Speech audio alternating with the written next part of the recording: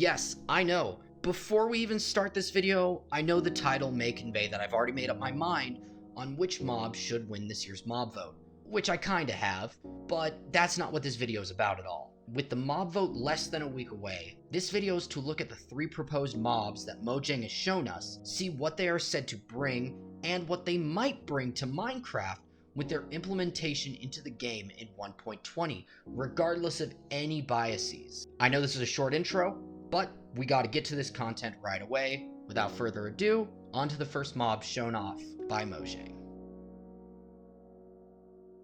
The Sniffer. Apparently the internet's fan favorite mob for this year's mob vote. Introduced on October 4th in the Secret Eggs short clip on Minecraft's YouTube channel, Jens and Agnes describe the Sniffer as an ancient mob with its eggs found underwater, and after it hatches, it looks quite cute too.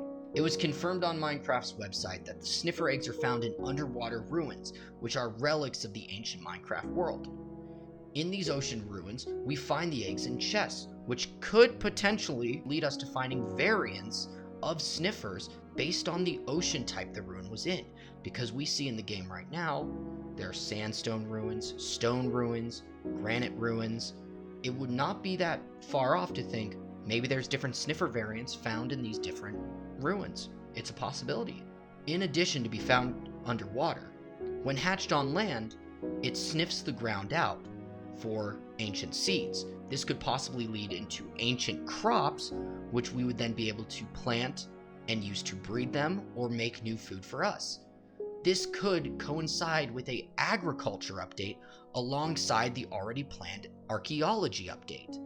And speaking of that, the introduction of this mob would go well when combined with the archaeology update's theme. An ancient creature unearthed from the ocean floors to come ashore and assist us in our archaeological digs. It would help sniff out organic material, potentially adding new ancient tree saplings for us to plant and then grow and harvest, bringing new wood types into the game. But that's enough love to the Sniffer. It's time to move on to the next mob on this list. The creep that lives in the mines. The Rascal. Essentially a discounted goblin trader. Introduced on October 5th in the Mystery in the Mines short clip, Jens and Agnes describe the Rascal as a mob that lives underground and likes to play hide and seek. From the footage we see, it may only be found in mine shafts, which had an update recently with its redesigns in the Caves and Cliff update. After finding it 3 times, they drop you a prize in the video shown as a enchanted iron pickaxe, but we don't know the loot pool of its prize drops. But based on Minecraft's website, the Rascal can be found below Y level 0, and definitely, big air quotes here, lead you into the deep dark and the Warden's Den. Its drop mechanic seems to be similar to a piglin, but low tier loot. When looking at this mob and what it's said to do, I don't see any potential synergy with the next update, regardless of its theme. It's an abstract mob, but a fun premise, with nothing major to add in late game, unlike the other 2 mobs on this list. Yes, another year, another Golem variant, another time we won't vote for it. The Tough Golem. Introduced on October 6th in the Case of the Missing Statue short clip, Jens and Agnes describe the mob as a statue that comes to life, holds an item, and moves around your base. That's it. That seems to be where the use of the mob ends. Based on Minecraft's website, it strolls around your base and picks up anything that is dropped on the ground. The exact same thing an allay does. The only difference is you have to build this mob and you can customize it slightly. It displays an item when it's not moving, but that seems to be where the features stop. The potential for this mob is actually worse than the allay, since the allay can go searching for any dropped item you give it in the vicinity. The Tough Golems, on the other hand, will just randomly wander and seemingly pick up any items in its vicinity. Does Mojang like golems? If they did, they wouldn't be putting golems up for a mob vote, right? Right? As addressed in the beginning of this video, and as the title suggests, I believe that the Sniffer will be the winner of this year's mob vote. Its usefulness and potential synergy with the archaeology update, and potential to add a agricultural update would make this the theoretically perfect mob for the community to fall behind. And it's not just me saying this.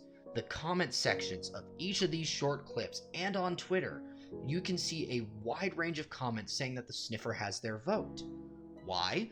Because the community, as I mentioned previously, is craving an agriculture update, as well as the promised archaeology update that Mojang gave us, with a majority of the comments mentioning new crops, new plants, new trees possibly, as well as a new mob that they could farm and have roaming around their base. No offense against the other two mobs, the Rascal is an amazing concept for early game players and adds more of a child-friendly attitude to it. But the Sniffer just seems to add the most to the game compared to the other two mobs. And if you can't see that and vote against the Sniffer, you may be ruining the game's potential to evolve more thematically like it used to, and be ruining it for a lot of players who really care about the growth and development of Minecraft. With all that out of the way though, if you're here right now, thank you for sticking around till the end of the video. It takes me a lot of time between work and college to make these videos, so if you don't mind, please subscribe and like, and I can keep making content like this. Hopefully, we all have fun at the mob vote this year, and we don't have to worry about people rigging it like we did a while back. I should be uploading a breakdown of the info we will be getting at Minecraft Live this year after the event, either Sunday or Monday, so pay attention to the channel if you're interested in seeing something like that. That's all. Thanks again for watching, and I hope you have a great rest of your day.